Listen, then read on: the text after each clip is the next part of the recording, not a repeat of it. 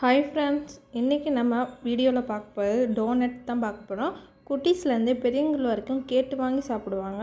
அவ்வளோ பிடிக்கும் எல்லாத்துக்கும். டோனட்டை வீட்டில் எப்படி ஈஸியாக பண்ணலான்னு வீடியோவில் காமிச்சிருக்கேன். வாங்க வீடியோக்குள்ளே போகலாம். டோனட் பண்ணுறதுக்கு 1/2 கப் பால் எடுத்திருக்கேன். ரொம்ப சூடாகவும் இருக்கக்கூடாது, ரொம்ப ஆறி இருக்கக்கூடாது. கை பொறுக்கிற அளவு சூடு இருக்கணும். இதில் 2 ஸ்பூன் வெள்ளை சர்க்கரை சேர்த்துக்கிறேன். இது கூட 1 ஸ்பூன் ஈஸ்ட்டு சேர்க்கலாம். நல்லா ஈஸ்ட்டாக இருக்கணும், அப்போ தான் நல்லா பொங்கி வரும்.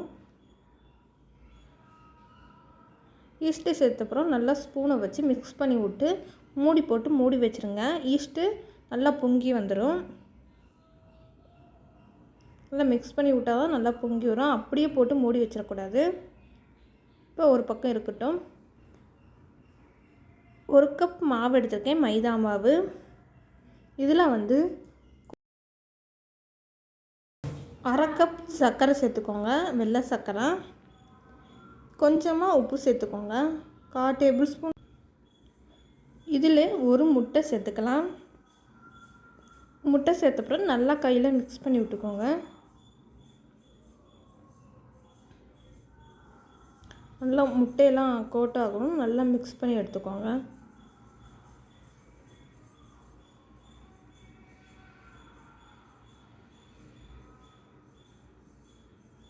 இப்போ இதில் ஈஸ்ட்டு சேர்த்தோன்னா ஈஸ்ட் பாருங்கள் நல்லா பொங்கி வந்துடுச்சு. நல்லா ஈஸ்ட்டாக இருந்தால் தான் இந்த அளவுக்கு பொங்கி வரும். இப்போ இந்த மாவில் இந்த ஈஸ்ட்டு பாலாக சேர்த்துக்கலாம். ஈஸ்ட்டு சேர்த்தப்புறம் நல்லா மிக்ஸ் பண்ணி எடுத்துக்கலாம். தண்ணி பத்தலைன்னா கொஞ்சமாக பால் சேர்த்து நல்லா பிணைஞ்சி இந்த அளவுக்கு பிணைஞ்சி எடுத்துக்கோங்க. மூடி போட்டு மூடி வச்சுருங்க. இது நல்லா உப்பி வரும். இருக்கட்டும். பாருங்கள், மாவு டபுள் மடங்காக ஆயிடுச்சு. நல்லா சாஃப்டாக இருக்குது. மறுபடியும் நல்லா மிக்ஸ் பண்ணி விட்டுடலாம். இப்போ கொஞ்சமாக மாவு தடவி இந்த மாவெல்லாம் அதில் ஃபுல்லாக வச்சிடலாம்.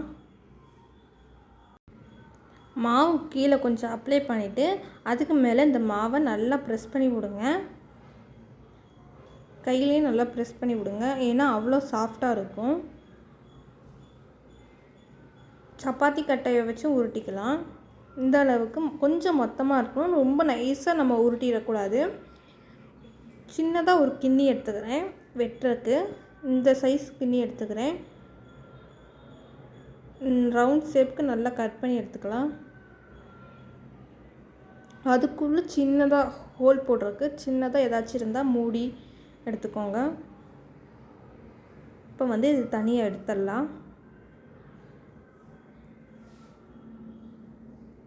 இங்கே எந்த மூடி வேணால் எடுத்துக்கலாம். டிஃபன் பாக்ஸ் மூடி கூட எடுத்துக்கலாம்.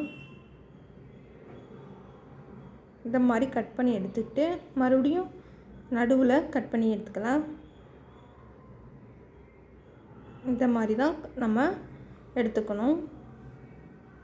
இப்போ தனித்தனியாக ஒரு பிளேட்டில் எண்ணெய் தடவி இது தனித்தனியாக எடுத்து வச்சுருங்க. மறுபடியும் இது டவல் போட்டு மூடி வச்சுட்டு நல்லா டபுள் மடங்காக உப்பி வரும்.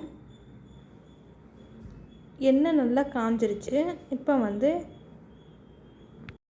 இடைவெளி விட்டு டோனட்டை போட்டு எடுத்துக்கோங்க. ஒரு பக்கம் நல்லா வெந்ததும் மறுபக்கம் திருப்பி போட்டுடலாம். பாருங்கள், பார்க்கவே அழகாக இருக்குது. வடை மாதிரியே இருக்குது பாருங்களே.